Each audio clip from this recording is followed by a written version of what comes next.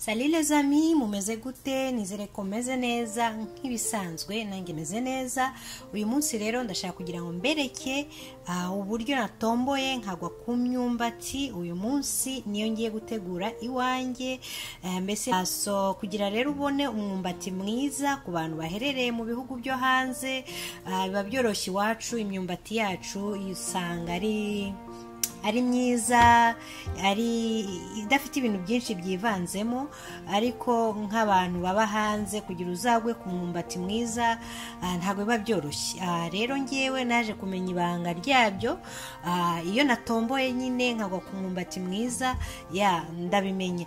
Ibanga rya mbere rero, ako kabara ka move niko kakwereka yuko umwumbati ugiye guteka uraza umeze nk'uw'i Rwanda neza. Nujya guhaha ubu uzajye utonoraho gatoya ku ruhande kugira ngo umeze nka ya myumbati y'u Rwanda, imyumbati y'Igitarama iyo ndayikunda.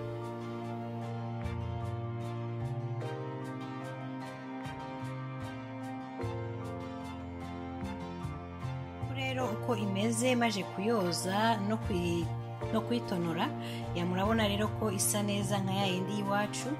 Ku muriro rero uringaniye ngiye gushyiramo amazi nibura ararengera imyumbati, kanongereho yandi makeya.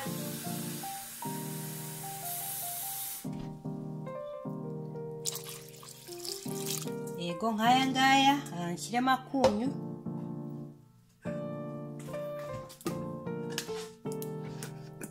Nibura nk'ikiyiko kimwe gitoya.